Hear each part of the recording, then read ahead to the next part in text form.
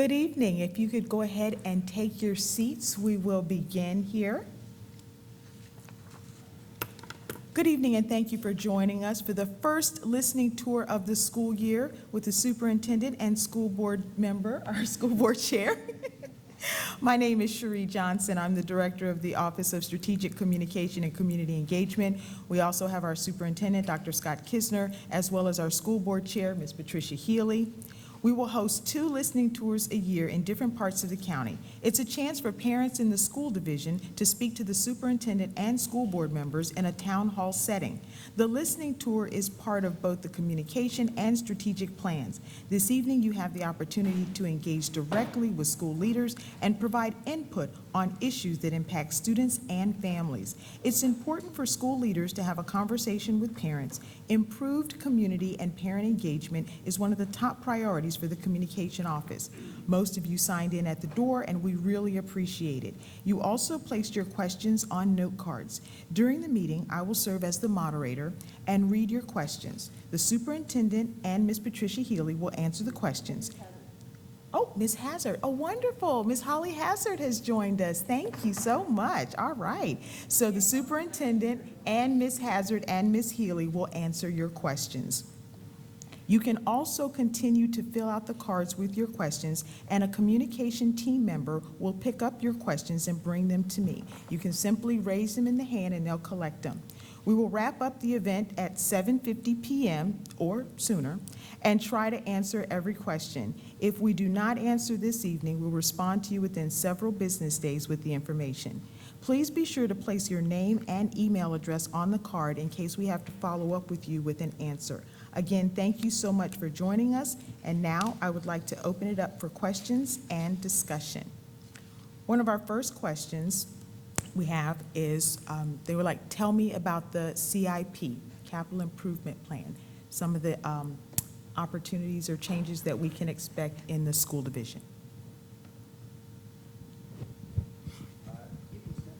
All right, so every year annually, the school board adopts a capital improvement plan, and I'll talk about that in a second. And the capital improvement plan is forwarded to the Board of Supervisors. We had our first meeting last week for an early discussion. In December, we'll have another meeting, and at that point, the Board of Supervisors will deliberate and usually, well, at least from last year, late winter or early spring, will adopt the capital improvement plan.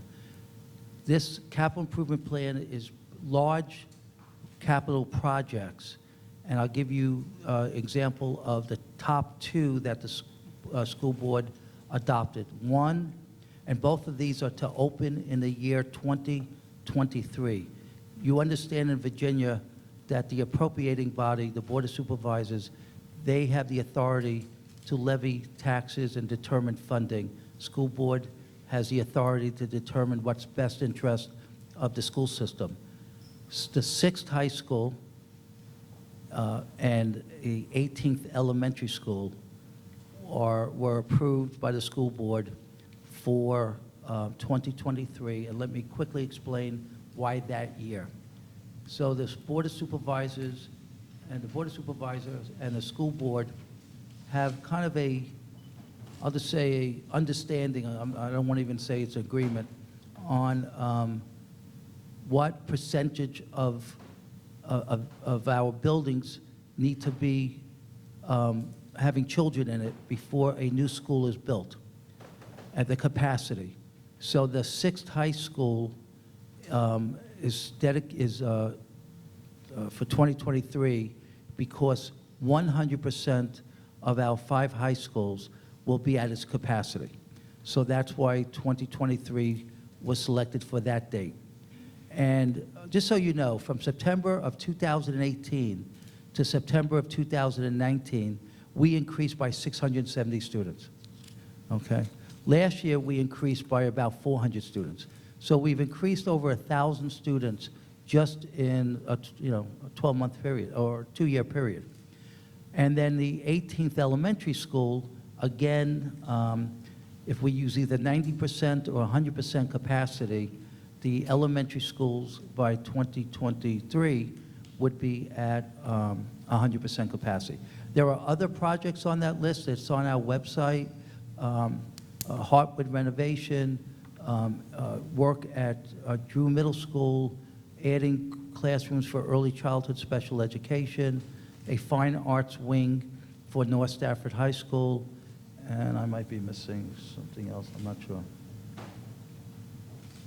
And I'll just stop here and let the other board members, let the board members speak. This capital improvement plan, as Dr. Kisner discussed, it is the recommendation of the school board of when the projects are due. I view the capital improvement program that we adopt is something that we are targeting and saying to the Board of Supervisors, this is when we need it. We attended, as Dr. Kisner very nicely talked about, our joint meeting. I'm going to tell you exactly what we were told in that meeting, so I'll be the bad guy. We were told, when we said what these projects were, we were greeted with, well, how are we going to fund it? My view of the school board is that the school board is to go and say what are the best needs, actually by statute. Rainbow used to always refer to that statute. We are to bring what the needs of the school division are.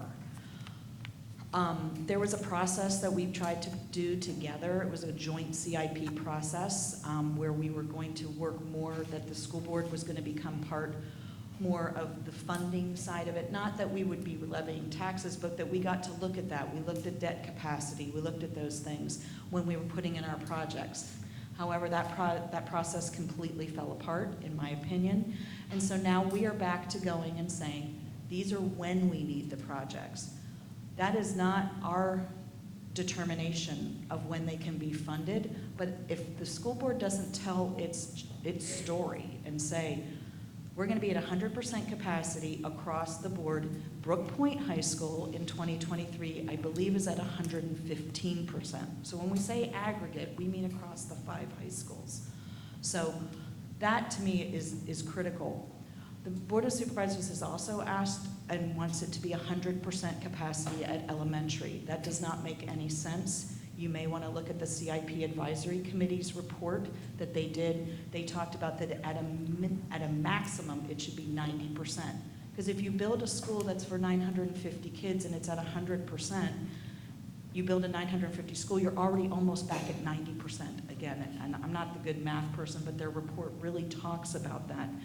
I believe elementary is different because we have possibility for pre-K, a lot of our special education services, a lot of those services that we really need to look, that 100% to me is way too much for us to start opening and building a school when we reach 100%.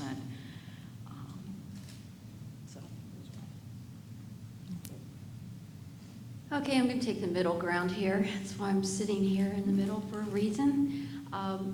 Yes, the school board determined that we need the schools in 2023. But if reality is that the county can't afford to fund them in 2023, then we need to do something to meet our needs. And that's what we were talking about in addition to what Ms. Hazard reported. What we're going to need to do is to look at what are our options. How can we meet our needs to house and educate these students if we can't build a new school in that year? We're talking about, what, over $140 million, $140 million for the next high school. And that doesn't even include the land, which we haven't identified where it's going to go or what the cost of that land will be. The next elementary school is going to be in the, is it 50? Oh, well, that's what my cure was. Well, it'll be at least $40 million, I would think. So it may be that that's not affordable for the county to do all that in 1 year. So I certainly hope that the school board will be working with the county to have these projects funded at the, the most recent time they can be. But meanwhile, to look at what we can do and how we can meet the needs and to come up with funding for that. Because we have been in the past in situations where we needed new facilities and they weren't built.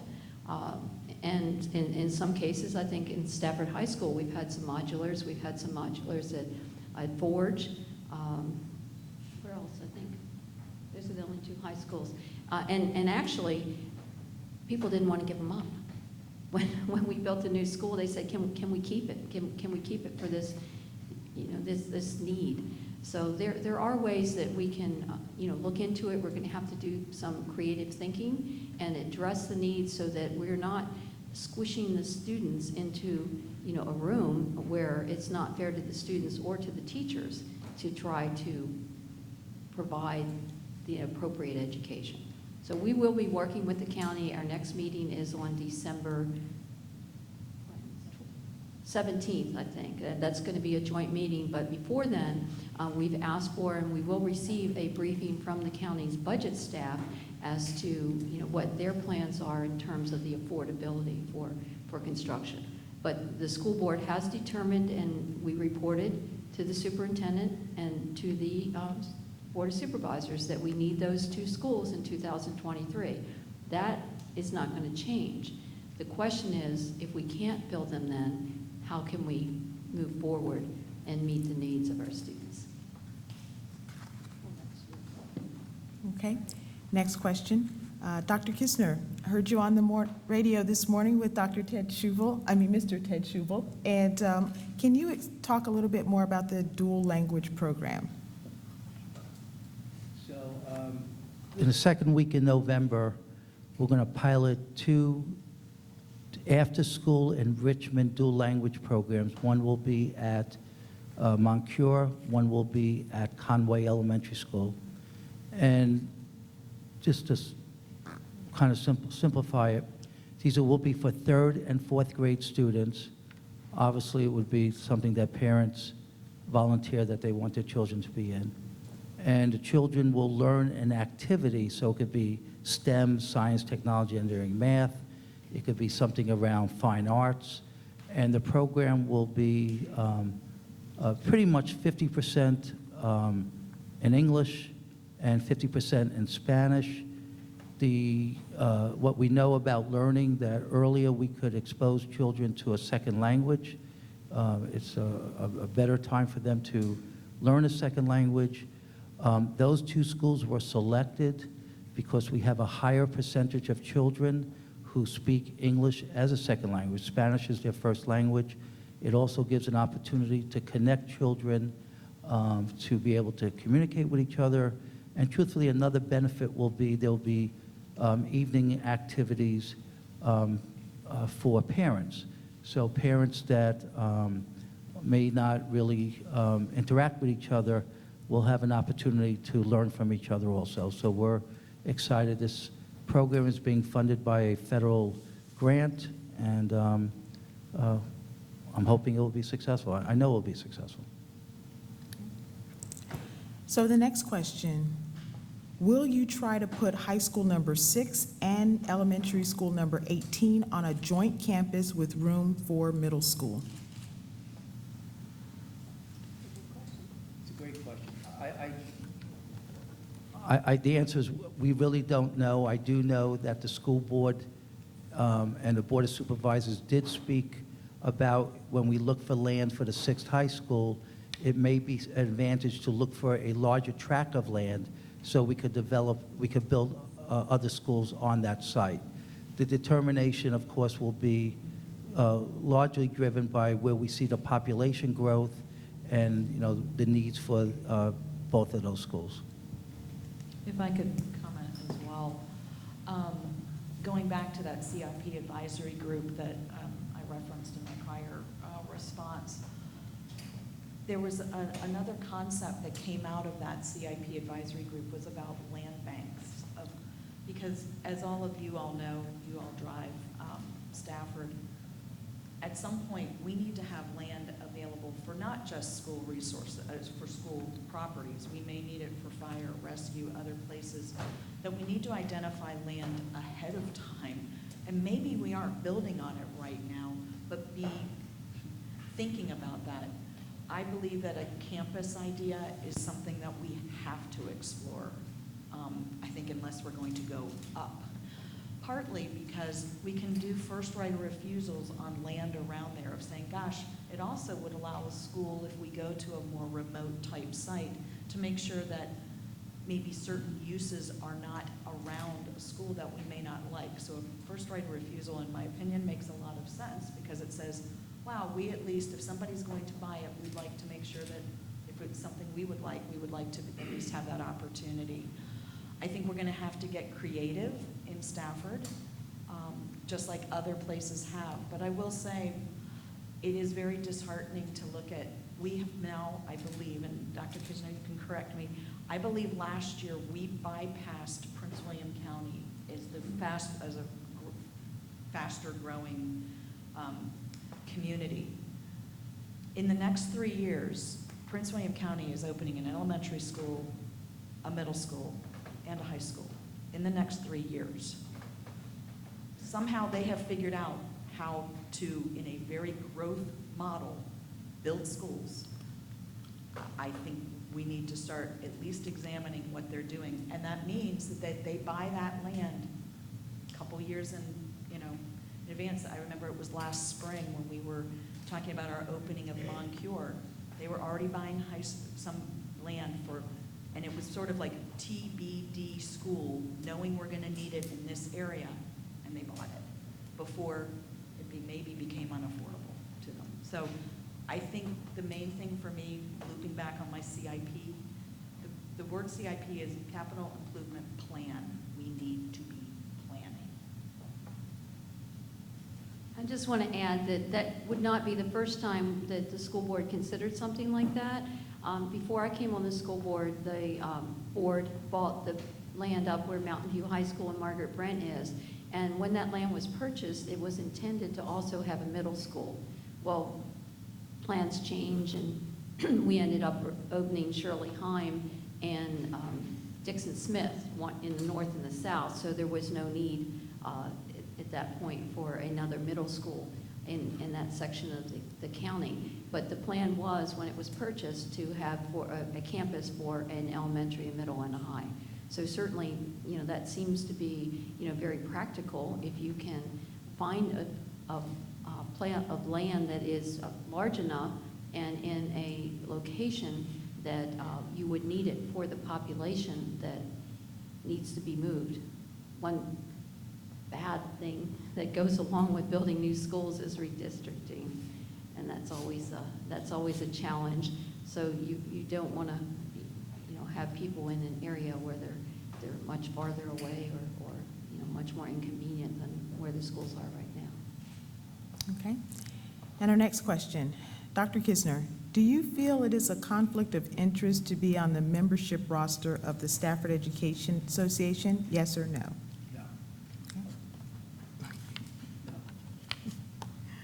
Okay. Next question.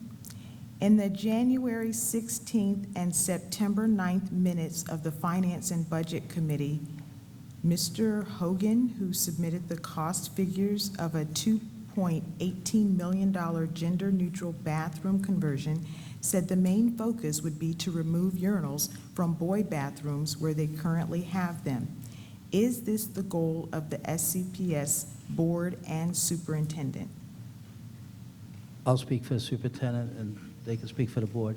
The answer is no. The school board did not put that in their capital improvement plan. We had one school board member that was interested in the cost, and that's what we provided.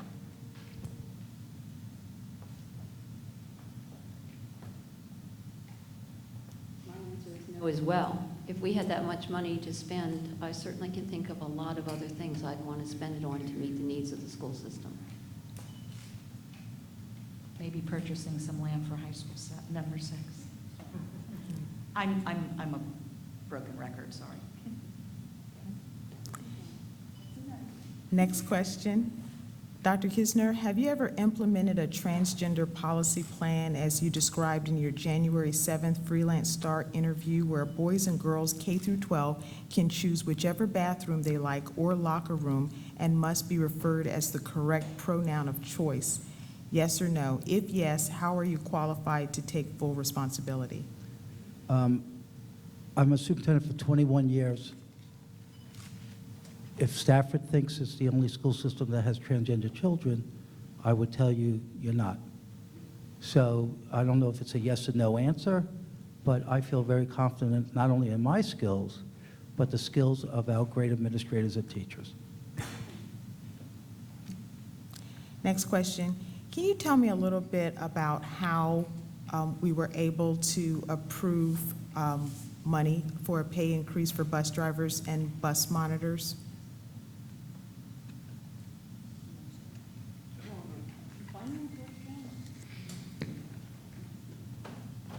So first I want to thank the school board for approving it on a 7-0 vote. So we did not find new money. We did not ask for new appropriations. We looked within our budget. We have over a $300 million budget. Budgets for school system, 85% of budgets for school system are usually tied to salary and benefits. We have approximately 40 teaching positions that are not filled by certified teachers. 30 plus of them are filled by long-term substitutes. And the teacher salary differential versus the substitute salary allowed us to, the newspaper reported today a number which would be correct if we were paying that for the entire year. The number is really more in the 600,000 range, not, I think they might have said 900,000 or a million, something like that. I didn't read the paper, but somebody brought that to my attention. The other thing I will tell you, going back to the question about capital improvement and enrollment, we receive state aid, state funding, based on our what's called average daily membership. It's very much tied to our enrollment. It's a different formula, but the idea is this. We projected a certain enrollment, certain daily membership, and right now we are trending a little bit over 200 more than what we projected. And in Stafford, it's approximately $5,500 per student. There are 2 checkpoints. One is September 30th, and the other one is March 31st. So if the trend stays as it is, we feel 2 things. One, at least I feel, or I think the board does also, because I wouldn't have voted 7-0. We gave the drivers and monitors or attendants a raise that was overdue. And 2, we took funding that we know we will have available. Now, if the question is, does that give us less of a cushion as we progress during the school year, the answer would be yes. If I could talk a little bit to that as well. Having served on the Finance and Budget Committee and having been one of the people who thought the school board needed a Finance and Budget Committee before I got on the board, there was not one.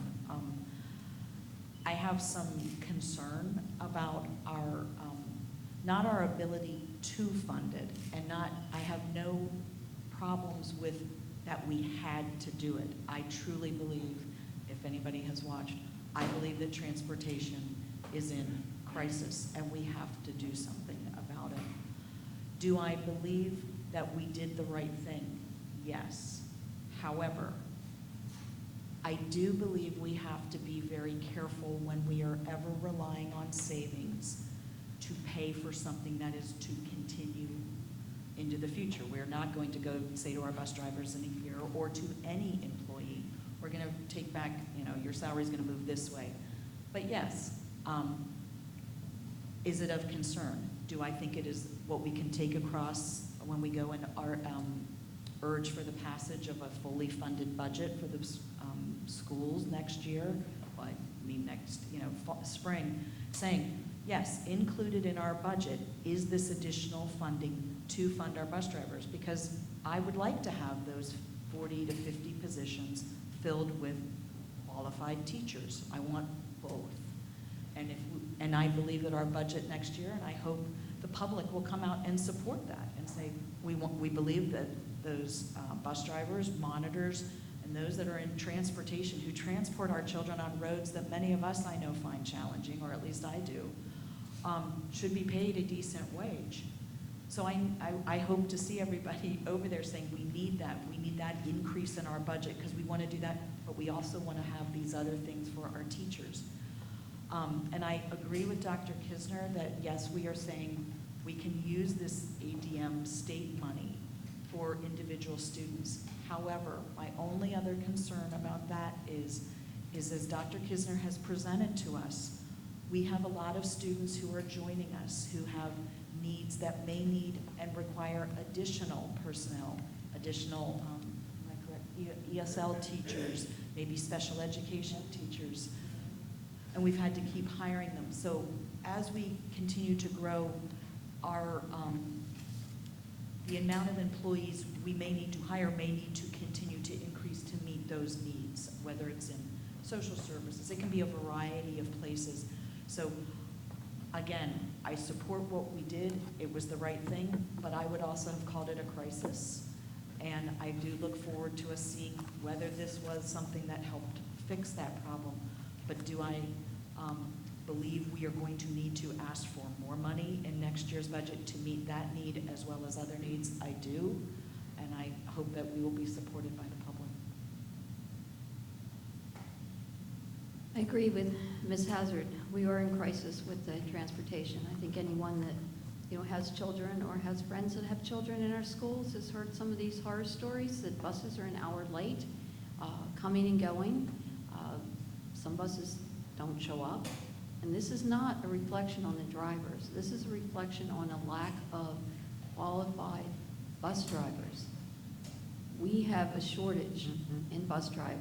Our managers, our supervisors in transportation are out driving buses, and it's still not enough. And what we did when we approved these raises was to set a more competitive pay scale, not just for recruiting drivers. We were pretty close on that, for new hires. But the people that have been with us for years, they weren't making much more than the new hires. So there wasn't a big incentive to keep drivers here in Stafford. And this new proposal, which Dr. Kisner worked with the committee and put it together in a very short time frame, which I certainly appreciate, that having been done so that we can meet this need. And it certainly is my hope that we will be able to recruit and retain more drivers. And part of the proposal here is that we may be able to entice back to Stafford drivers that have left Stafford to go to other communities because they were more fairly compensated. Okay. The next question, what is the plan to improve Stafford Middle School? For example, behavior and teacher retention.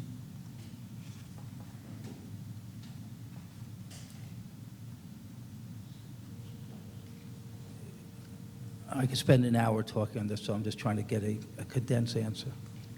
Let me start off with why sometimes children misbehave, okay? Sometimes children misbehave because they're struggling academically. They find classrooms to be frustrating. They find the work to be frustrating. They're not experiencing success. If you go onto the Department of Education website, there's a link called Quality Profile. And when you link that, you could go to any school system in Virginia and any school in Virginia. And what you will see in Stafford, for Stafford, is that our middle school, it's a great question, because our middle schools is the one area or the main area where we have more children struggling, okay? So we, this year, I guess I used the word adopted, it's probably not the word I really want to use, a new intervention approach that will give children tiered, T-I-E-R-E-D, the way I speak sometimes, people might think it's a different tier, where kids will get support in reading based on their level of performance, and the idea is to give them a certain amount of instructional support and then increase the rigor based on how the child is performing. Our belief is, and the research would support it, that if children are seeing and experiencing more success in any grade, that issues related to discipline will decline. However, I do want to tell you something as parents and community members. A lot of the issues that we deal with at any of our schools, and this is not an excuse, this is just a fact, and this is not unique to Stafford, are things that are coming to us from, I'll just say, the neighborhoods and the homes. Social media postings. Monday is not a great day to be a building principal. The things that occur over the weekend get resolved often at a school setting, on a school bus, and so on. So I share that with you is because our history of discipline has been pretty consistent that there is a demographic group in Stafford that get a greater level of suspensions and expulsions. And as superintendent, to me, that's unacceptable. Unacceptable. Do we want schools to be safe? Of course. Does every child have the right to learn? Of course. But it appears that the trend in Stafford, which is not different than a lot of other places, if you've been reading the Washington Post and the Richmond papers, is that we need to do a better job in relating with our students, working with their families, and being clear on our academic and behavioral expectations. So besides the changes that we're making in our approach to mainly English and reading and writing intervention, we are also implementing behavioral supports. And I do want to again thank the school board, but I'm telling you, as of, my wife works at Thornburg Middle School, Spotsylvania County. She's a school counselor. They have 3 school counselors for 600 children. Our schools could have 800 and plus at the middle school level and have 2 counselors. We barely have school psychologists and school social workers.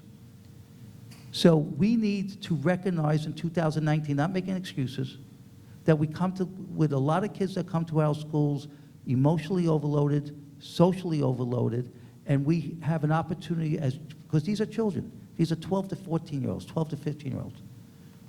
We have an obligation, in my opinion, to be clear in our expectations, follow the code of conduct, but also help these kids make better choices. Okay? Just by suspending and expelling, only thing you get is a kid that's further behind and comes back to school with greater frustration. So it's a multi-approach, but I just wanted, I know I'm lecturing a little bit, but why not? It's my listening tour, right? You're supposed to listen to me. You're supposed to listen to me. I'm not supposed to listen to you. I was in one of our elementary schools yesterday. Honestly, it broke my heart. I walked into a kindergarten class and a second grade class. I was invited, it was an intentional visit. The principal and teachers wanted me to experience what they experience. These are 5-year-olds, remember, kindergarten, 5 years old. 7-year-olds, 8-year-olds, second grade. And while I'm observing and talking to the teachers on some strategies, and one little boy who's a kindergarten kid, who definitely was having a horrible time, social services came because he was being removed from his home, because what we learned was that this young boy was experiencing continuous abuse. And I bring that to your attention only not to make an excuse, but when children wake up and come to us, they come to us with everything before and after school. So I feel very strongly, and I feel and for those that don't know my background, I was a school psychologist, I was a special ed teacher, and so on. I feel very passionate that learning is much more than test scores. Learning is much more than a GPA. And we have an obligation, I feel a responsibility, to help children be successful both academically and behaviorally. So thank you for listening.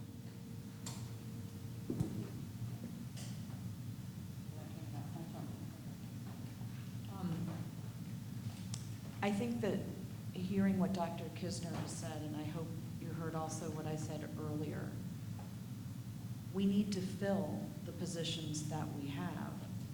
But as you can see, there are a lot of areas that schools are now being really pulled into. I'm not saying it's right or wrong, it's just what is reality.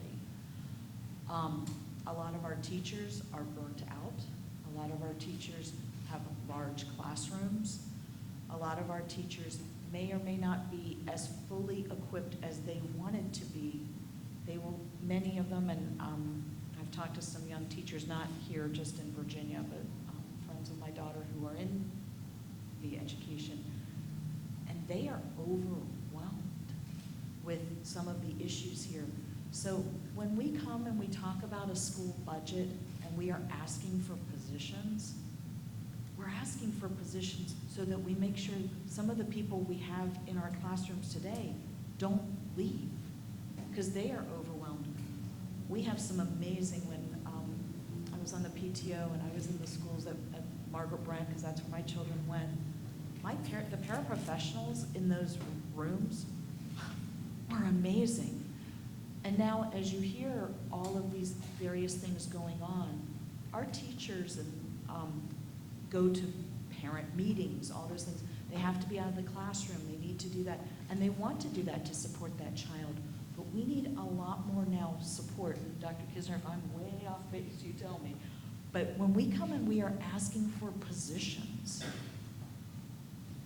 we need them. In a different way maybe than we needed in the past, because we are meeting a lot more needs and having to deal with a lot more needs within our classrooms. Dr. Kisner touched on some of the professionals we need today in our schools. A psychologist. I don't know if any of you have ever tried to get a psychological appointment in the Stafford area if you had a family member or someone. I will tell you, based on a variety of experiences, you could be 6 to 8 to maybe a year before in this area, meaning you would not be driving to Richmond in 3 months, to have a psychologist meet with you. Unless you have an in or something, you are not going to find those services. So I'm trying to, or Dr. Kisner's trying to hire, psychologists to be in our schools. We aren't going to be paying. If somebody is so booked that they can't even find an appointment for 6 months, are they going to take the salaries that we're offering our psychologists, our social workers, and others in our schools? They may want to be here, but they financially may not be able to do it, or they are so lured to go and serve in other areas. So when we're saying we want to have a real wage across the board, you know, we all focus on the teachers, and I don't mean to denigrate the teacher, but we have to look much broader of the kind of professionals we need in our schools, and we need to be able to hire them. We cannot offer them half of what they could be making in the private sector. Dr. Kisner and I don't talk ahead of time, so I hope you agreed with some of what I said. Everything. Oh, Okay. good. You're my boss. Sorry, I don't need to say anything. Sorry. Even here? Okay, next question. Why do we allow vehicles to idle on school property for an hour or longer each day? Virginia Code Title IX 5-40, vehicles shall not be left running for more than 3 minutes.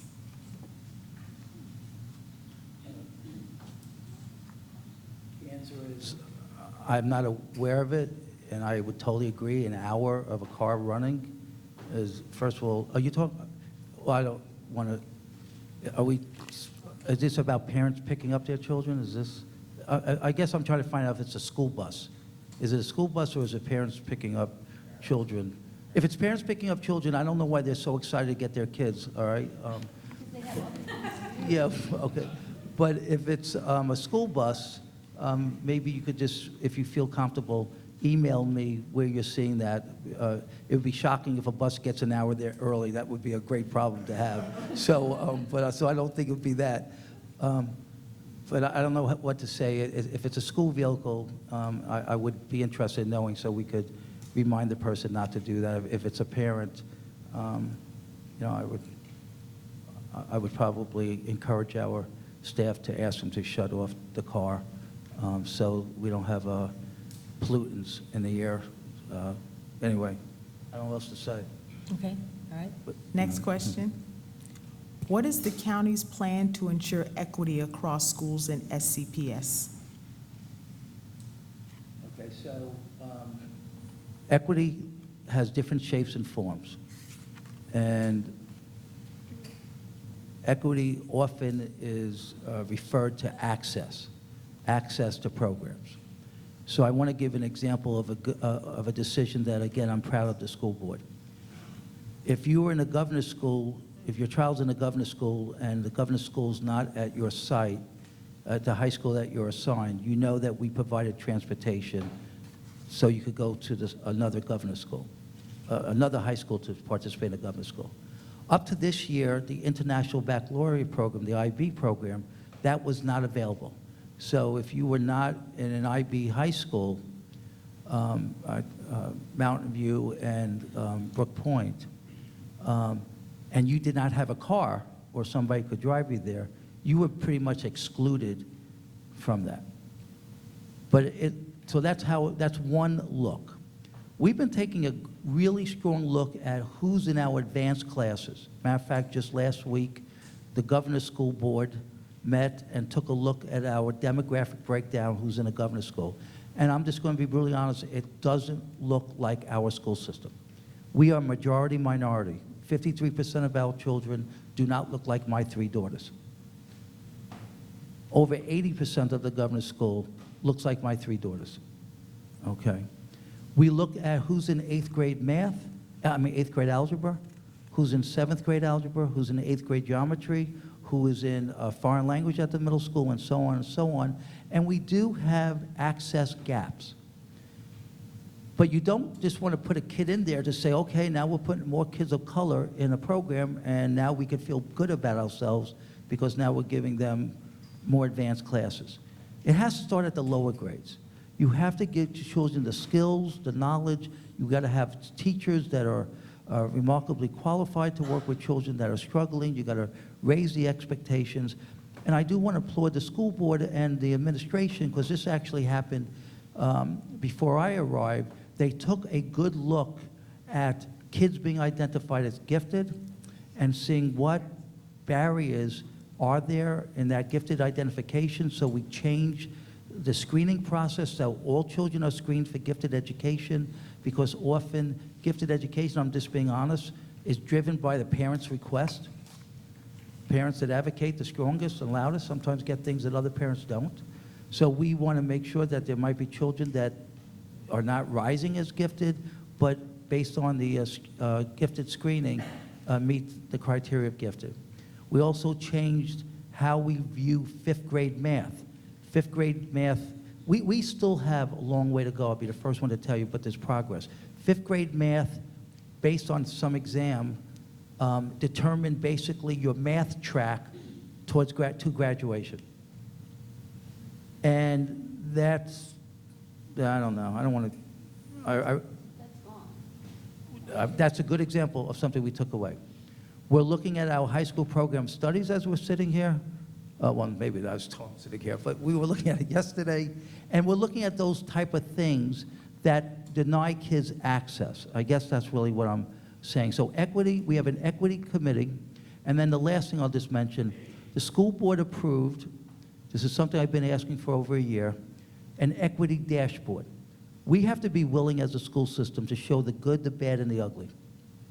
You as a community should be able to go on our website and everything I just mentioned, the advanced classes, the discipline, gifted, discipline. If change is going to happen, people have to see it. They have to understand it.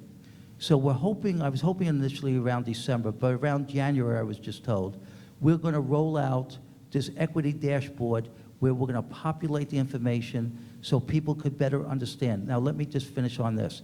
You could tonight when you go home, go to the Department of Education website again, go to the quality profile section, it'll be on your upper right-hand side, click, write down, type in Stafford County Public Schools.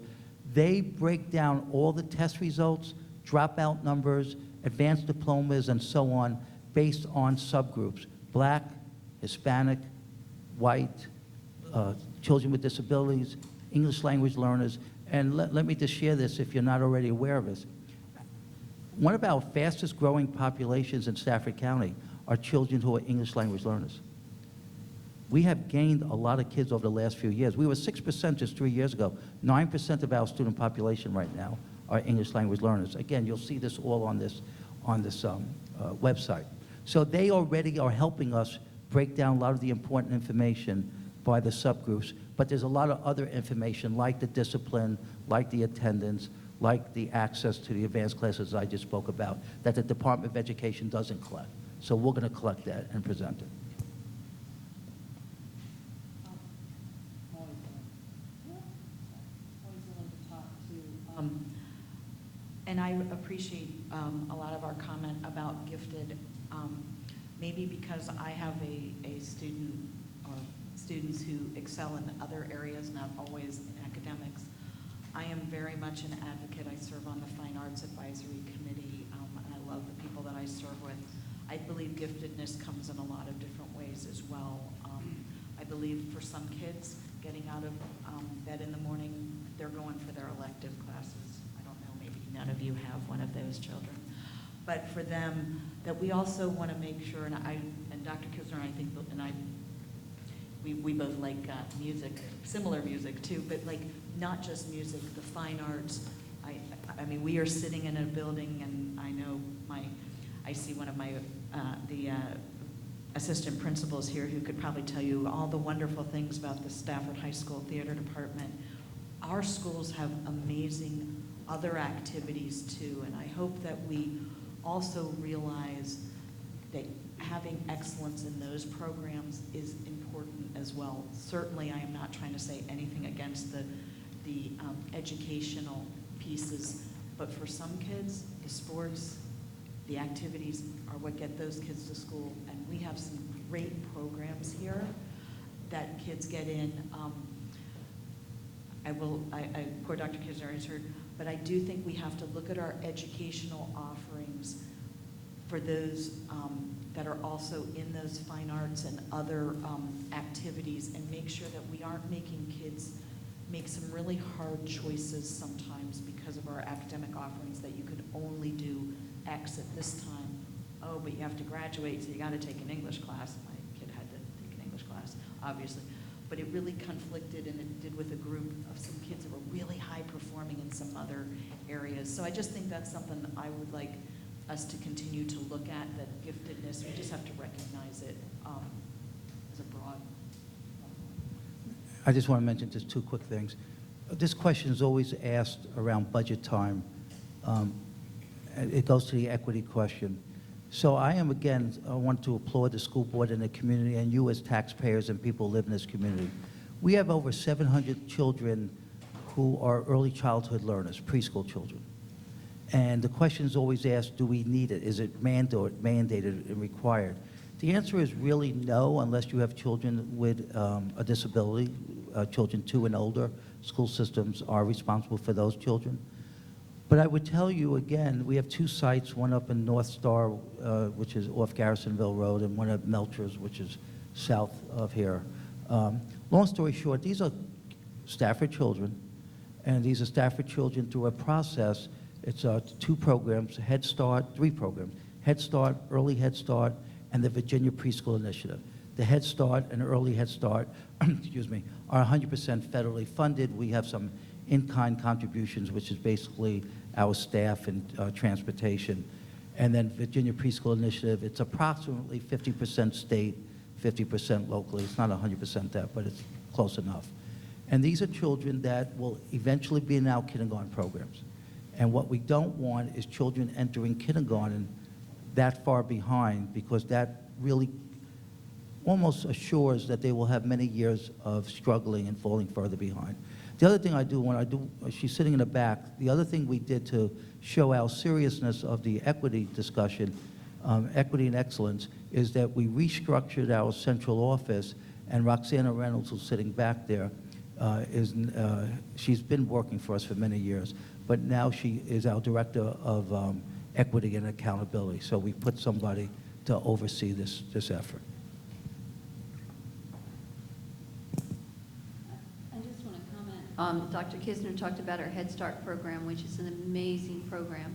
Our high school principals are so happy to receive the students from Head Start because those students stay at least equal to, if not ahead of their peers because of the educational opportunities they've had in Head Start. And the Head Start program also works with parents and encourages the parents to be active in their children's education. The sad part of it is, though, that we have a waiting list for Head Start. I mean, our Head Start programs are completely full. And if we could, have more funding, and it is 100% from the federal government, for which we are very grateful, we could even add more students to those roles. Okay. And we do track those students' performance. And I think they were tracking them, at least the last I heard, up to the 3rd grade, and they're still, just performing incredibly well. And without Head Start, it's most likely that those children would not have had any preschool at all. And then the challenges that the teachers have for children coming in with having no preschool makes it that much harder for the teacher to work with all the students in the class. Okay. Next question. I was wondering what the plans are for future redistricting for high schools. What are plans to increase pay for teachers in Stafford County? Go for it, Holly.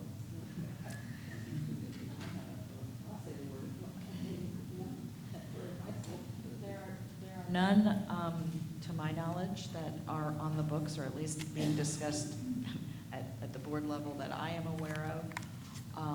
I believe every year when we start to look at the numbers of, we will get, you can call it a stoplight charge, we usually get these in November, which talk about, let's plug in the numbers of how many kids came this year and do some projection analysis going forward.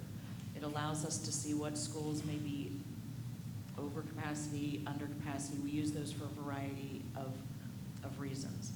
Having sat through some redistrictings, it is the most painful thing to do. I hate it. However, I will say this. I am looking forward to seeing our class size reports this year, because I think that is something we do have to look. I don't like to redistrict, but if it is in the best interest of kids that we can minimize or make smaller classrooms, I will do it, because our kids are that important, and if that's what's needed, if we are crowded in one area and we need to, it is not, to my knowledge, something actively looked at right now. We prefer, or I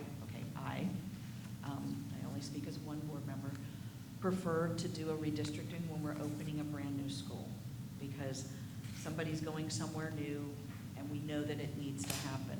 It is much harder when we are not opening a new school and we are moving kids around to make it better, but it is much harder to do, which goes back, okay, I'm gonna make it a whole circle, why the capital improvement plan is so important.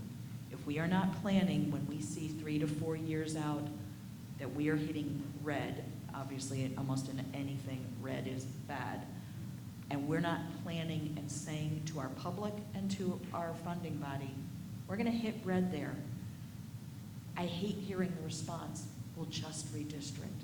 Because for me, just redistricting is kids and families being uprooted.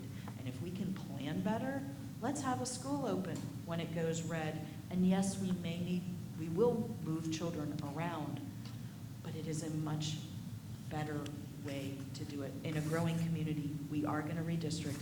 And one side note, when I first came on the board, this was a while, 5 years ago, I went to a meeting and I sat with a guy who was in Loudoun County.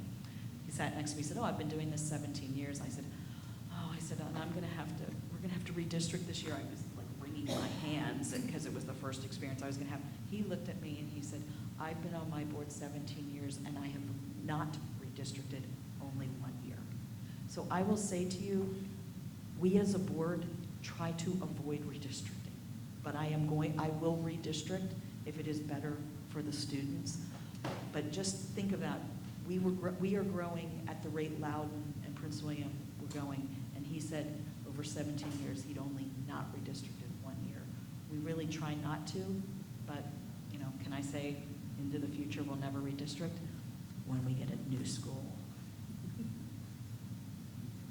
Well, speaking for myself, I don't think there's any room to redistrict in the high schools. If you look at the high school populations and you look at the capacity, there's just not room. You may see, you know, some space up at North, but North has a growing population. When we redistricted the last time, we left room in North for developments that are districted for that school, and they will be coming there.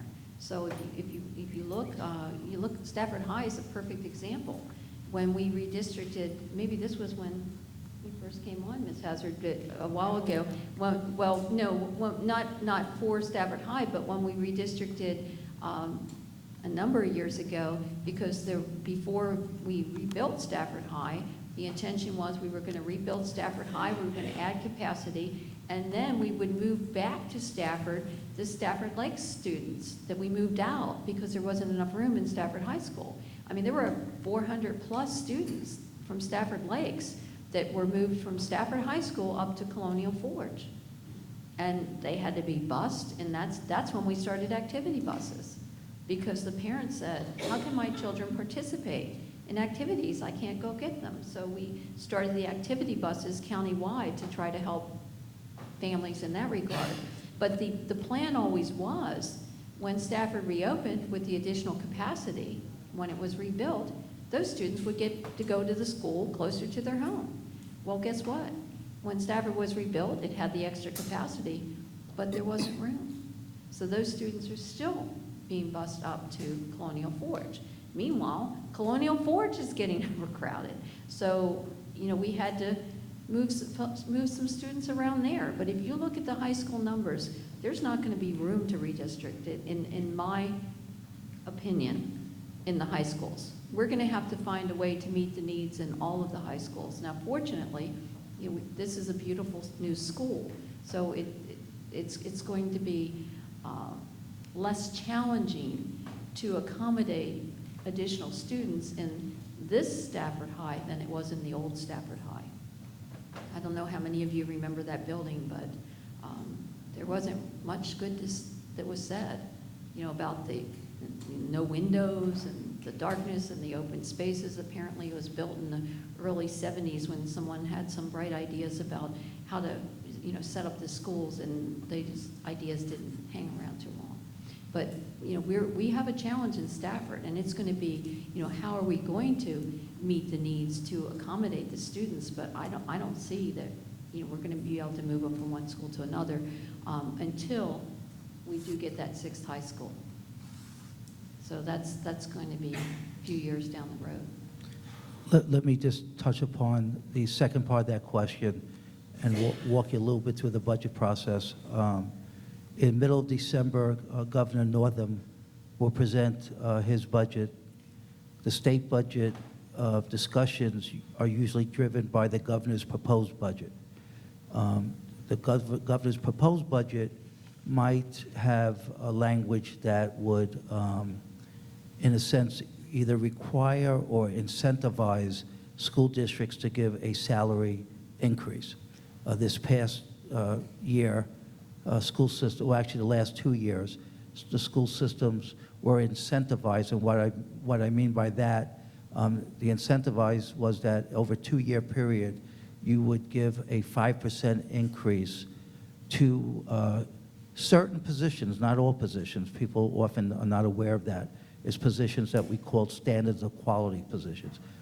But every position in Stafford is an important position, so our school board, like I think every school board, when they give a raise, they give it to all staff members. That starts the conversation with the General Assembly. Of course, the General Assembly makes the final determination of the state budget and the state laws pertaining to public schools. I will present my proposed budget. So in Virginia, like I think every state, superintendent has a responsibility by legal statute to recommend to the school board what he or she believes is the best budget to meet the needs of our school system. And then, of course, the final determination on the budget is the school board. I hope very much so that we will continue to give raises, not only for teachers, but all our staff members. And, but we will learn in December if there will be hopefully more state aid to support that desire. Okay. And the next question.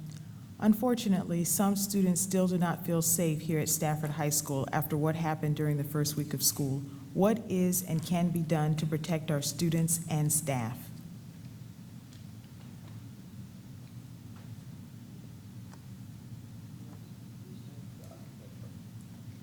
So, yes, that was a very unfortunate incident. If you're not familiar, we had someone go on a school bus that was not a student and enter this building.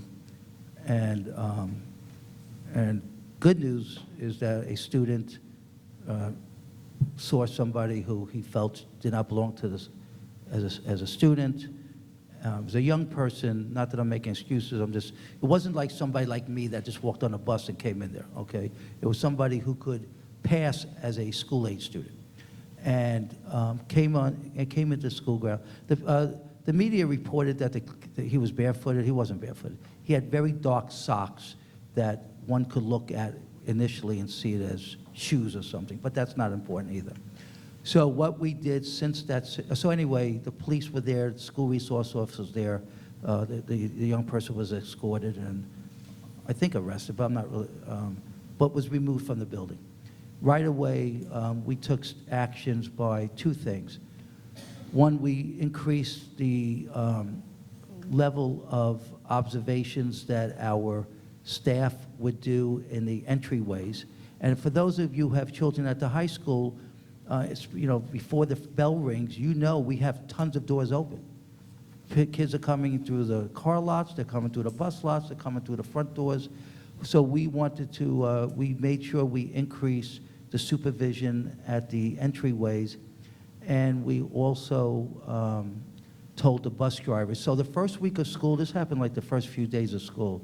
It was not unusual. It was a past practice that stopped, that a student might not know exactly where his or her bus stop is located and sees the bus and maybe 20, 50 feet away from the bus, and the bus driver would stop the bus and allow the student to get on because it's the first few days of school. This young person actually got on the bus in front of his house. He's a graduate of this high school. I'm just telling you, it wasn't that bizarre like it was a graduate of this high school. And so we discontinued that to go on the school bus, you got to be, it doesn't matter if it's the first day of school or the last day of school, you have to be at your assigned bus stop. Long term, the school board a couple weeks ago approved I forget, 85, 90,000 amount of money, and we actually started the work. We hired a firm to do an A to Z safety audit of all our schools, all our policies, all our protocols and procedures. And December or January, they will make a recommendation to the school board, and then we will know where our areas of weaknesses are and what changes we need to make long term.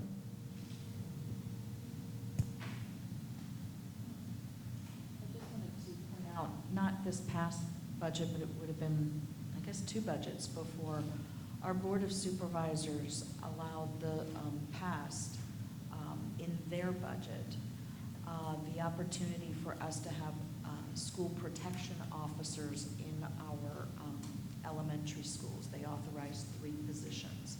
Right now, the SRO program, I believe that there is an SRO in every high school and middle school, or at least that's our goal. And of course, again, we are looking for qualified people for these positions.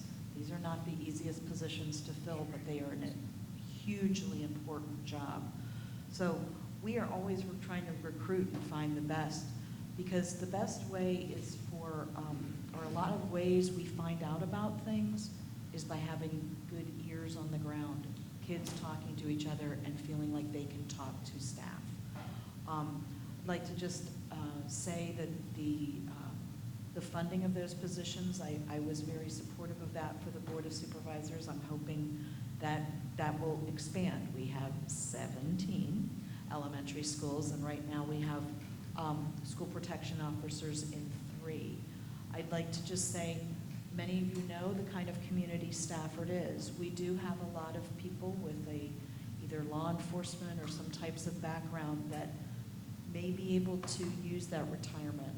It was one of our legislative priorities was to make sure that if there were retired law enforcement who wanted to potentially pursue these positions, that it would not hurt them in their retirement. So I'm just saying, we're trying to think creatively, but we're also trying to make sure we get the right people into these positions. So I just wanted to say, though, we are looking at those things, but again, it is money, and with the finite amount of money, we have to, use our resources as well as we can. There are a lot of needs in the school system.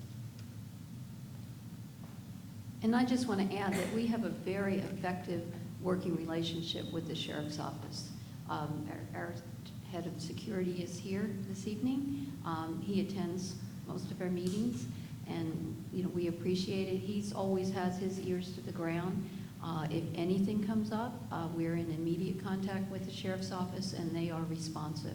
We have several task forces that we participated on with the county and with the sheriff, and it is utmost importance to the school system that our schools are safe, both for our students and for our staff. There's probably not enough you can do, but we are doing everything we can to be proactive and to keep our schools safe. And I think that the reaction to the incident in September is a good example of how our schools are working hard. Now, do things happen that we don't anticipate? Yeah, unfortunately.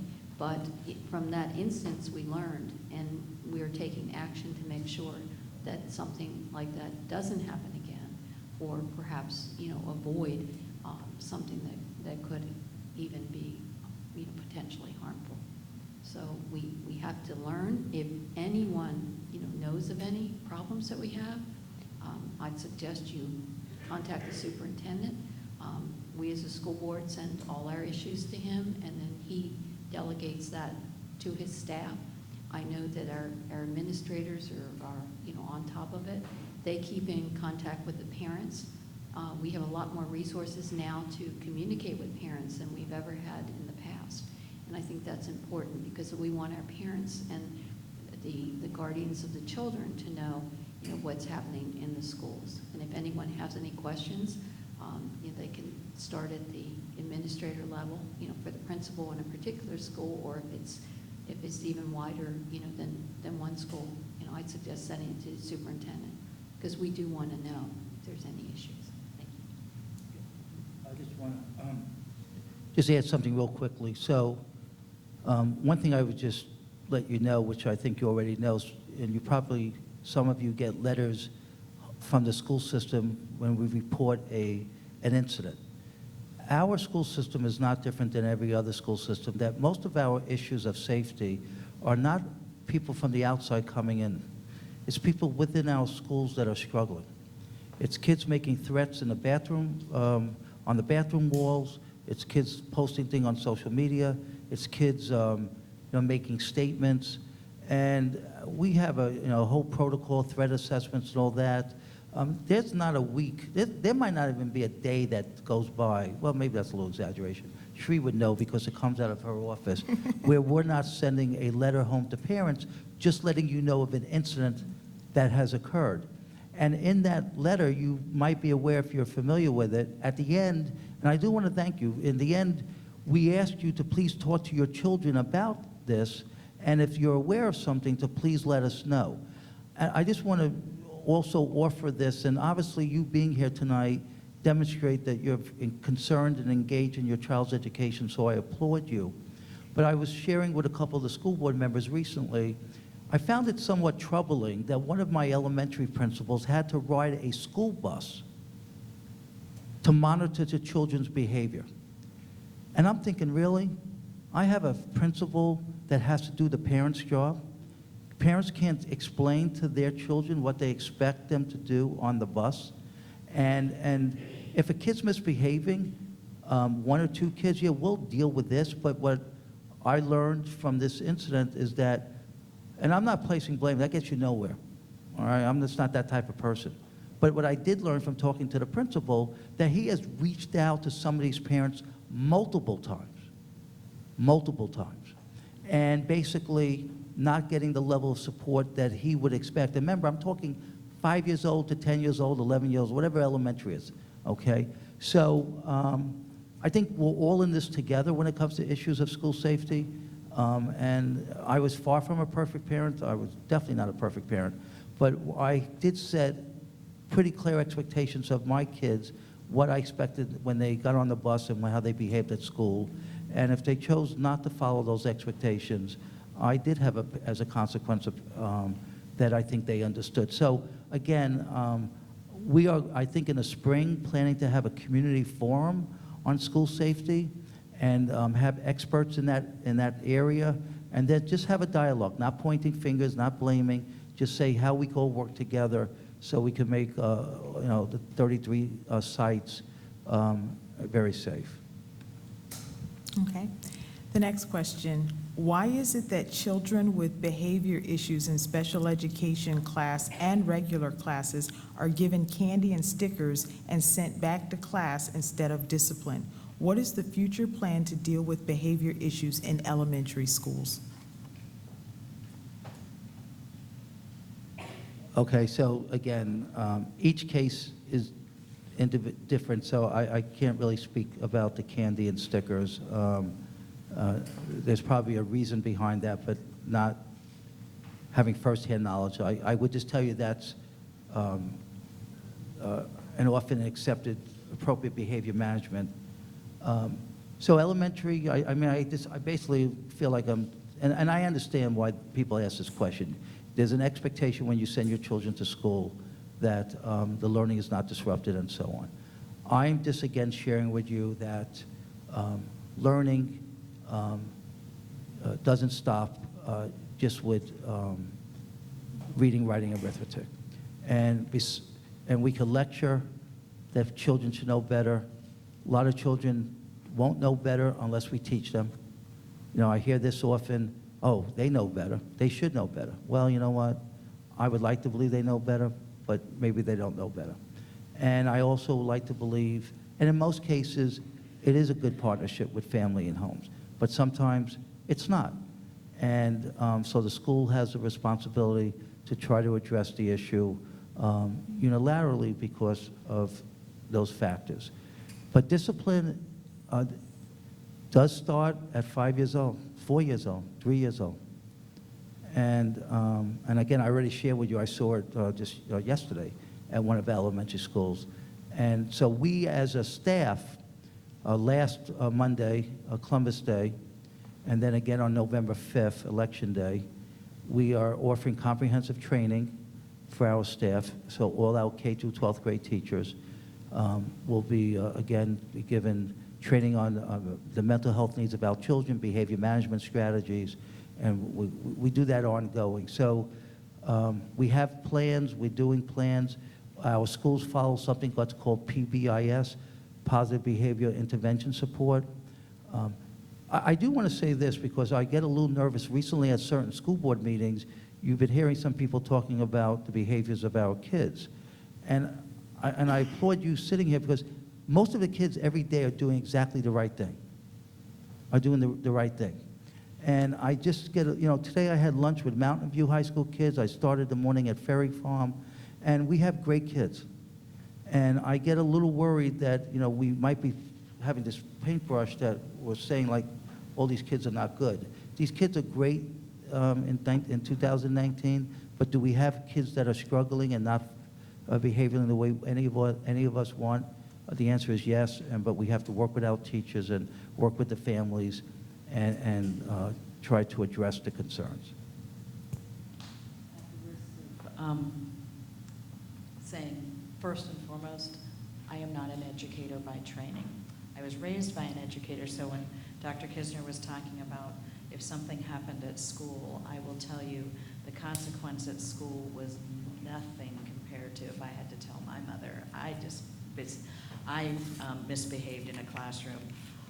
Let's just say, do I think that that is the case in all homes? No, but I will say when I never wanted to say. But what I really wanted to touch on is, again, we are dealing with lots of new things in our school.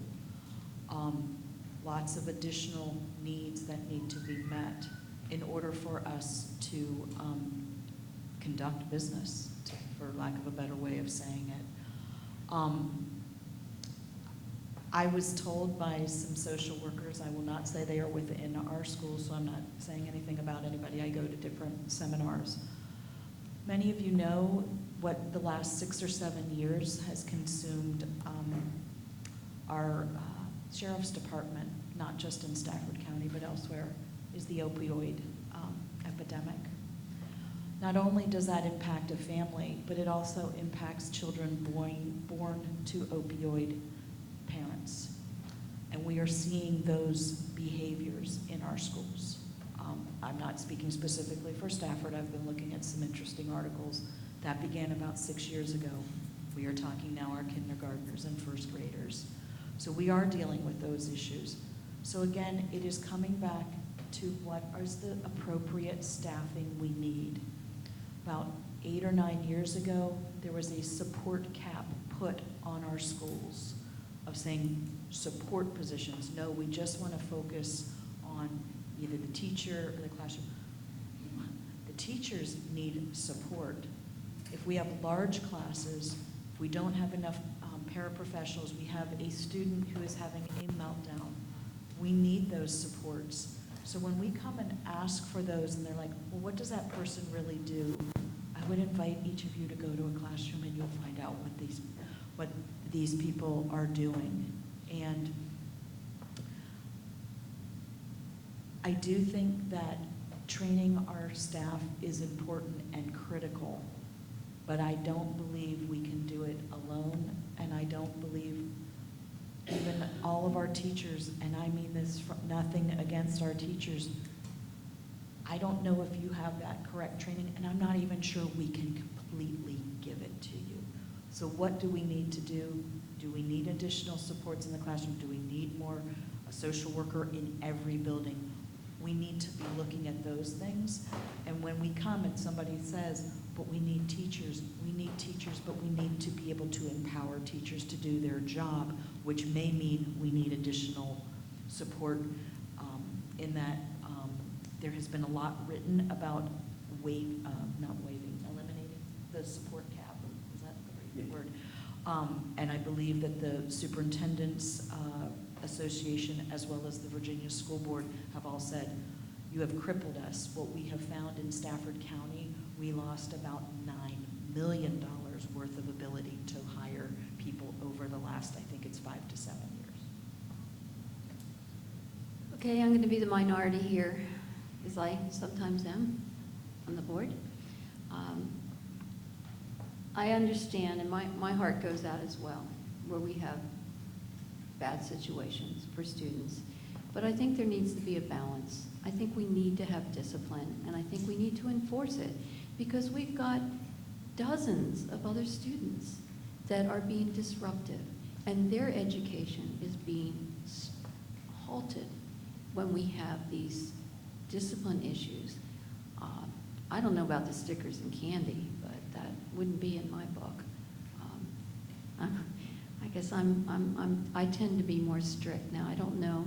Ms. Hazard and I are both we're both attorneys by day and school board members by night.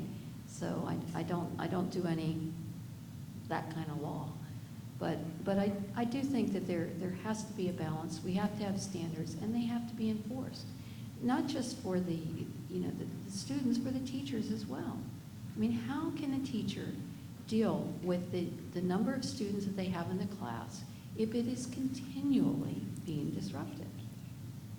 I mean, we ask so much of our teachers. I mean, we tell them they need to differentiate. They have a wide range of abilities of the students in their classroom. And, you know, we have these expectations.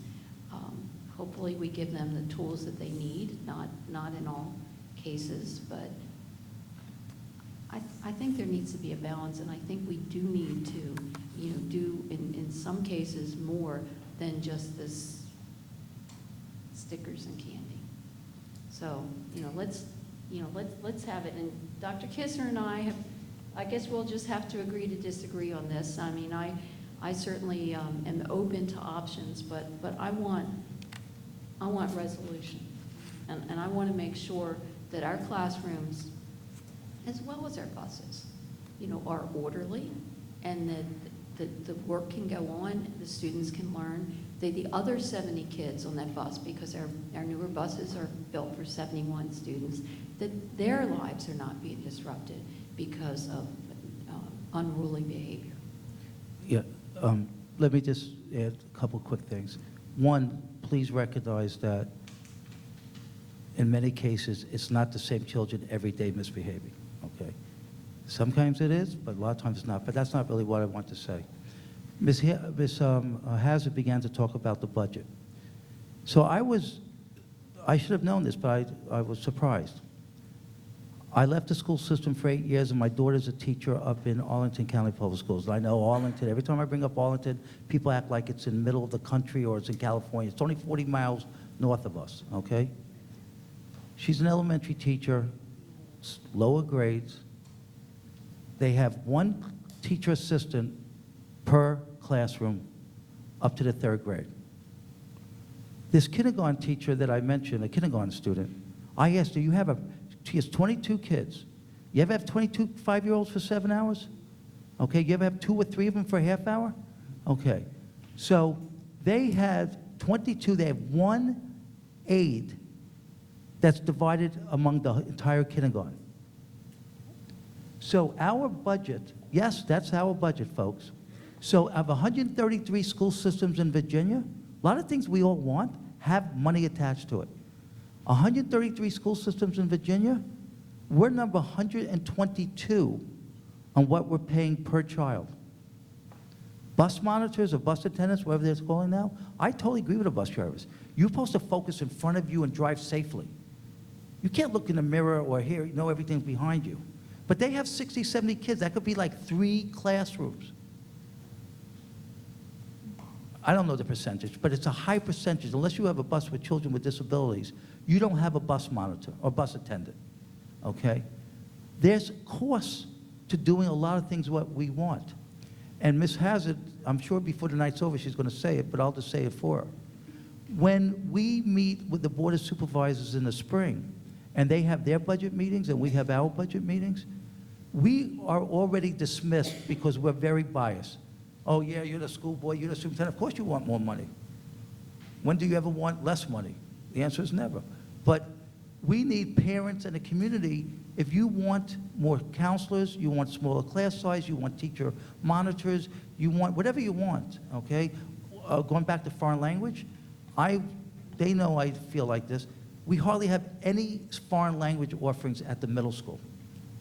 You have to be an advanced student to get Spanish and a second language based on a high school teacher, more or less, that has free time in their planning period to come and teach at the middle school. And 6th and 7th grades, pretty much, there's no foreign language. In elementary school, there's no foreign language. Well, I could tell you, you don't have to go far. Just go above exit mile marker 146 or 147, whenever you get into Prince William County and north.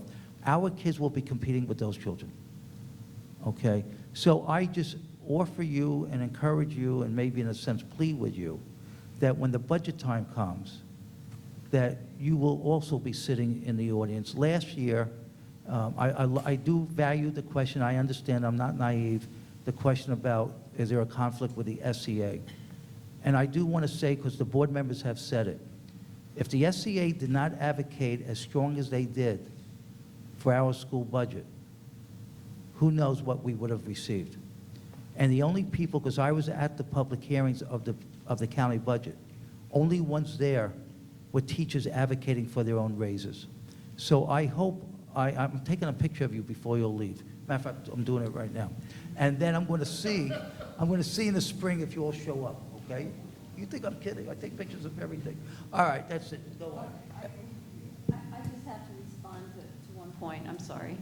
But Dr. Kisner mentioned it may not be the same students that are acting up every day. Well, if there were a deterrent to that behavior, perhaps there wouldn't be other cases.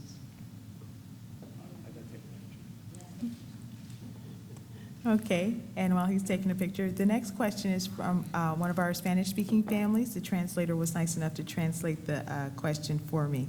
I would like to know what is being done to improve supervision in the schools. I feel we need to improve in being aware of what is happening in the schools. Is it just general supervision? Is the family here? Yes. Did you want to expand on your question? Okay. Okay, go ahead. No, I'm asking you, I want to ask a question. Una pregunta, por favor? Whose question is it? Did you want to expand on your question a little more? Oh.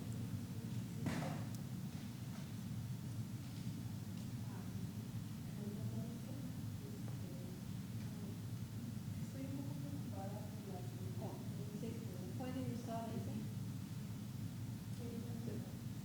No podemos oír. Si quiere.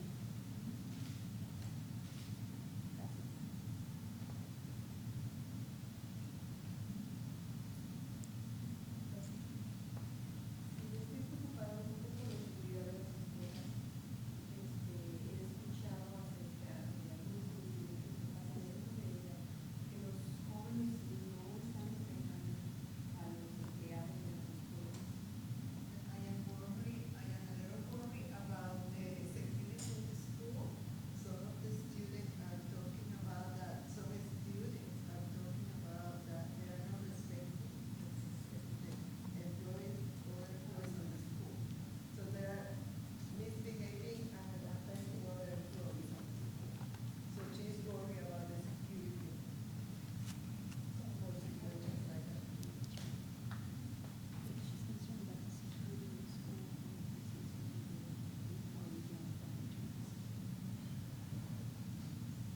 So is it a question about misbehavior and security?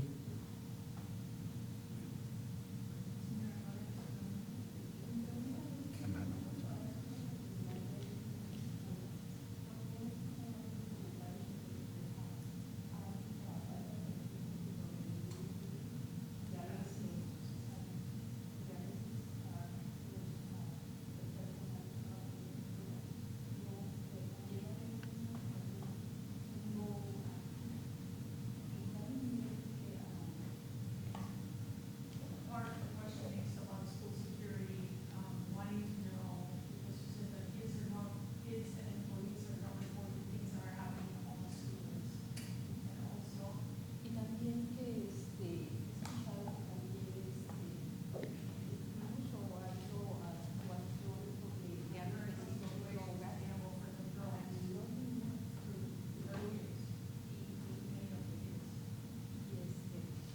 y no se hace nada. Yo quisiera saber a dónde uno como padre puede dirigirse cuando un hijo viene y te dice algo así.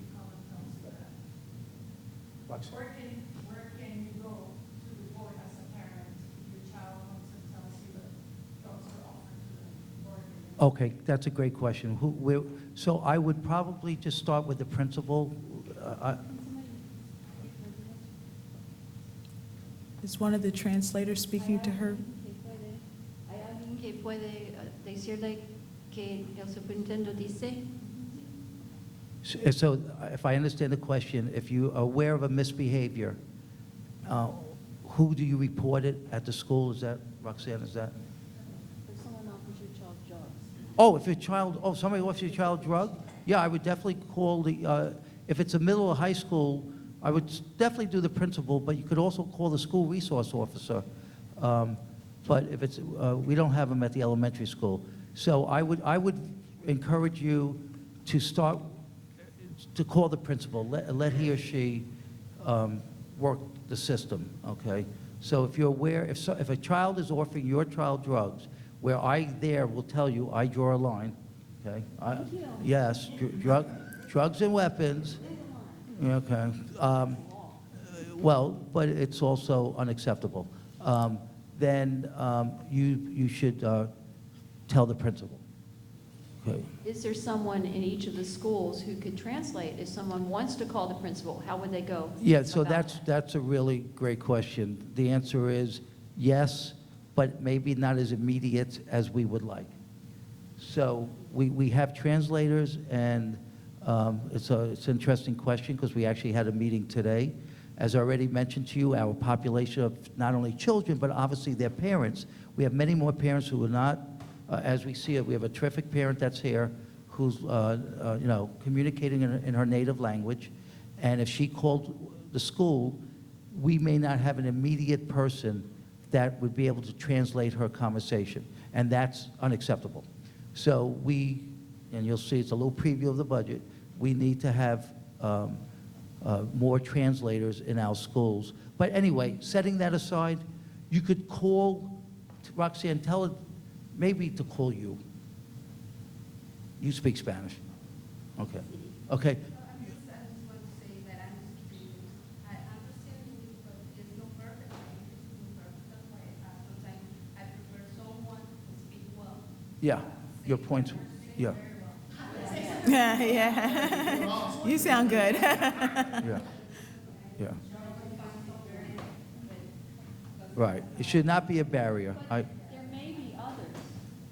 There may be others who don't have the flexibility. And we need to have that notices, and our notices need to go out, and perhaps that's something we need to do in our back-to-school nights, so that when everyone comes to meet the teachers, that we say, this is where you go, or this is how you communicate, because it is critical. It's critical that parents be able to communicate with the school. And if we don't have anyone at a particular school level, then we need to have someone in central office who can convey that information. So thank you very much. Muchas gracias, decirnos. Thank you. Del problema. All right.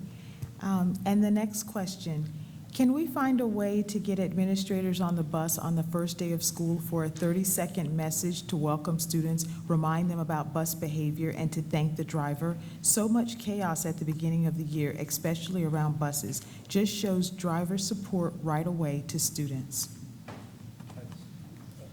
Terrific recommendation.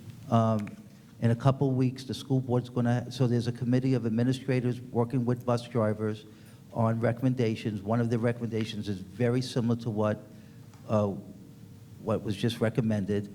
And we're also looking at having this before school starts, invite parents and their children to be on the school bus so everybody could hear the rules together and the expectations together.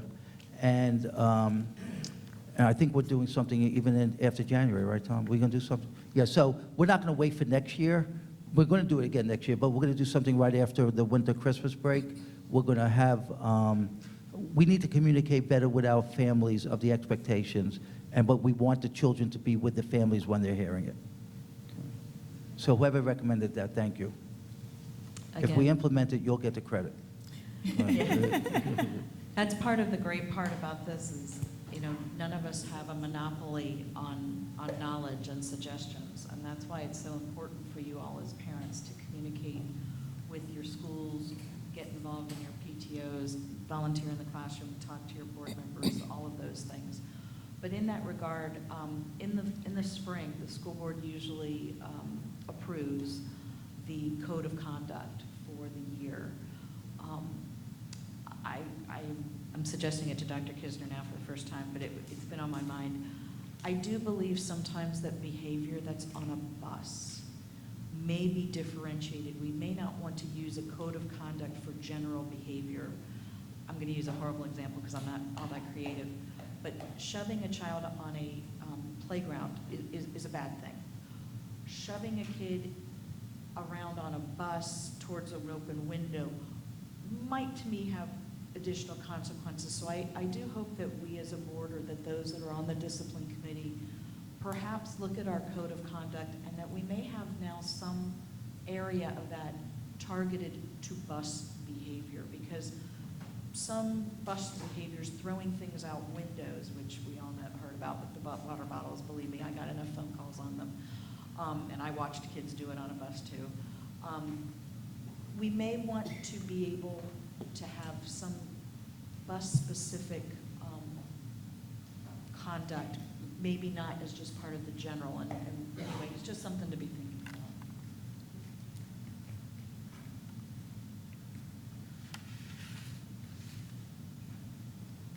about. Okay. Next question. The Board of Supervisors is proud to tout the county's AAA bond rating. Does that rating suggest the Board of Supervisors can or should do more to alleviate shortfalls within the school division? For example, teacher pay, buses, bus drivers, high school number 6, et cetera.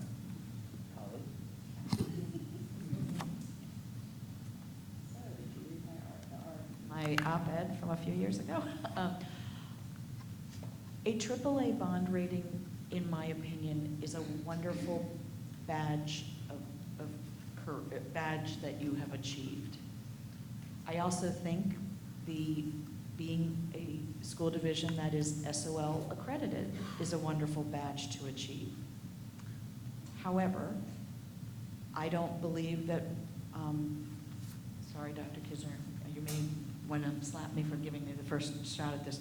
An SOL passing score, or even a TAPA passing score, to me isn't what's going to make Stafford County great. I think if my child goes out and says, I got I think it's 600, I can't remember. I'm trying to get away from them, but the 600 on my history SOL, that's great, that's exciting, but does it really mean something?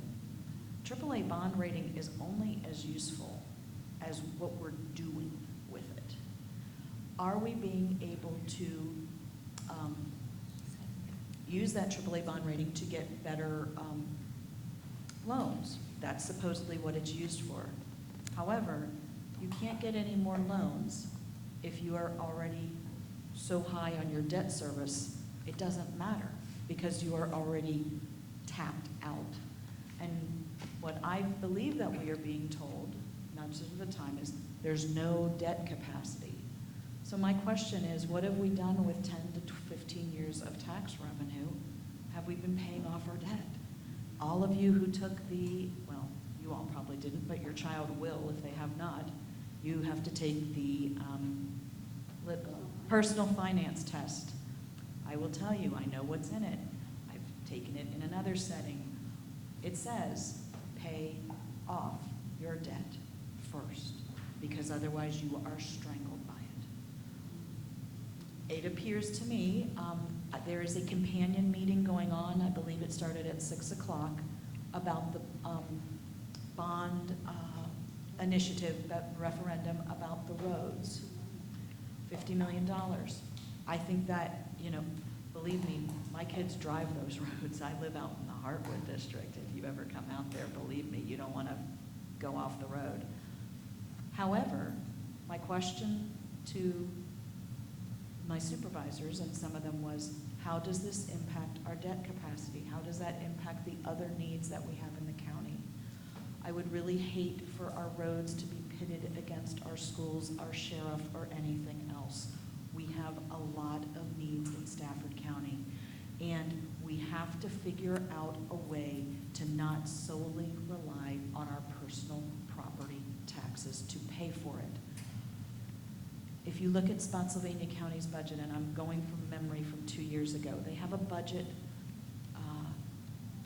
oversight, a citizen budget committee. Fascinating work that these people did. But $80 million of their revenue came from business revenue. Man, that would, Dr. Kisner, could we spend $80 million? Yeah. I'm saying like $80 million on top of their personal property tax came from business revenue. It was not just their homeowners. We are always told that We are the wealthiest, some of the wealthiest county, and that does mean something. However, we don't tax personal income in Stafford County. So we have to come up with, our leaders have to come up with some new structure to raise revenue, because we are growing and we have a lot of needs, and Stafford County is a wonderful place to live, but we want to keep our I would like to be AAA in our school system, our sheriff's department, our community, our quality of life. But the only way we're going to get there is if we demand that, but also realize there are going to be sacrifices if we pick A over B over C. I really believe we as a community and our leaders have to come up with some new ways to raise revenue in Stafford County. We have this I-95 that is getting bigger and bigger, bringing more people. Please bring some businesses with it, because we need to have additional revenue. Okay. Next question. Oh, did you want to say something? I just want to follow up. Okay. I mean, as a school board member, my job is to advocate for the schools. That's a good thing. And that is my focus as a school board member. But as a citizen and resident of Stafford County, I have other needs. I want to have an excellent fire and rescue service. I want to have, a sheriff's office that's top-notch. I want to have parks and recreational opportunities. I want to have our social services be able to meet the needs of the community. So when I go to the supervisors as a school board member, I'm advocating for the schools, but I also recognize as a citizen that they have to somehow balance the needs of the entire community. And I think Ms. Hazard was alluding to that and, talking about raising revenue, and, that's fortunately not part of, our responsibility. I mean, I try to stay in my lane, and my lane is Stafford County Public Schools. But, I'm not going to be out there casting stones about, the bond rating or its importance to the county, because as a resident, I know it's important, because it means a lot. When we borrow money, we can actually borrow more money because we're having a much lower rate of interest. And that affects everyone. I mean, certainly, we have a growing school population, but we also have a community, who are retired, and they're on fixed incomes. So it's not as simple as it sounds to, just raise taxes to pay for all this, because, that's not the answer. So I appreciate your desire for creativity, and perhaps we can put that in a little suggestion box. But, when I'm here and I'm before the school board and the Board of Supervisors, it is an advocate for the schools. But I also recognize there are many competing interests, and that the residents of Stafford County, want it all, as do I, for my family and my community. Okay. Last question. Dr. Kisner, thank you for sharing your wife's profession. As a school counselor in Fairfax County and a parent in Stafford County, the gap in the area of college prep is wide between the two counties' districts. What can we do to train high school counselors in Stafford County? For example, trainings for counselors. Well, it's an interesting question, just because today I met with counselors at Mountain View, high school counselors, and they started today they had their first meeting. The high school counselors across the division, I think they're meeting quarterly, and the question that I offered them to consider is, what training are we not providing you? What experiences are we not providing you that we need to provide you? Again, I don't want to sound dramatic, but I'm just telling you, I've been an educator since 1981. I know you're saying, wow, he looks so much younger, I can't believe it. But I have seen the changes, okay? And I am not ever going to place blame. It's just the children that we have today are great. I'll start off with that. but they just have some other challenges that I don't think I had growing up, and in many ways I don't think my children had. So school counselors at the high school level have a remarkably challenging job. Not only do they have to advise children and do the scheduling and do college recommendations, they have this building, what, 17, 18, 1,900 kids, they have children that come to us that are dealing with adolescent issues. And that's the other thing I just want to offer you. And Ms. Healy and I really agree a lot more than we disagree. But one thing I'm always reminded that sometimes the children are actually acting their age. And I don't know if anybody was on River Road this morning. Anybody on River Road this morning? If you were on River Road this morning, you wanted to yell and go crazy. It took me 50 minutes. I'm not exaggerating. It took me 5-0. Cherie knows, because I was supposed to be at the radio station. Thank you for somebody listening. From Amy's Cafe to wherever that road is that you turn to make a left to get to like Ferry Farm. I don't know what happened. I saw a school bus, 2 cars or 2 vehicles in front of me with a bunch of kids. Asking those kids to be on, I don't know how long they've been on it already, but I know they took 50 minutes to do that snail crawl. And I'm thinking, you know what, it would be an unnatural act if those kids didn't start getting up and start talking and start moving around. It would be an unnatural act to think that all these kids will just be locked in their seat, don't move, don't talk, don't open up the window, don't be like a 9-year-old. So I'm reminded as a superintendent and as a father that sometimes we see kids' behavior as bad or good, and I think sometimes what we should see the kids' behavior as developmental to the situation that they're in. And you know if your parents here, you have children that respond to certain adults in the schools because they have good relationships with them. They trust them, they know them, and that's the number one way you take care of misbehavior. I know I was a teacher for many years. High school, there are certain kids that are Charles Manson in certain classes and are Nobel Prize winners in other classes, and a lot of it has to do with the relationship they have. So to answer your question about high school counselors, and I would say I met with the head of Melanie Daniels today to talk about school counselor training for all our folks. And they're asking for it. They're asking for it. They're thirsty to learn. I say it because I mean it. You're very fortunate. We have great staff in our school division at all levels. And what I'm hearing more than ever is we don't want to give up on these kids, but we need more support. We need more help. And so even though the budget, my role is different than obviously the school board. I was reminded a lot recently I'm not elected, and honestly, I am so glad I'm not elected, okay? Not that elected means anything, but I don't have to worry about the next election. I just got to worry about these four of them to say goodbye to me, okay? If they say goodbye to me, I'll drive a bus. We've got a lot of bus shortages here, okay? But I do feel strongly that I have to propose to the school board a budget that meets the needs of children. And when families over the summer, I don't know, maybe some of you, if I hear one more time that we didn't have air-conditioned buses, okay? We did not have air-conditioned buses. We have, I don't know how many, we don't have many. Well, air conditioning for each bus was $10,000 to install the air conditioning. We have over 200 buses. That would have been over $1 million if we just did 100, okay? And we talk about discipline.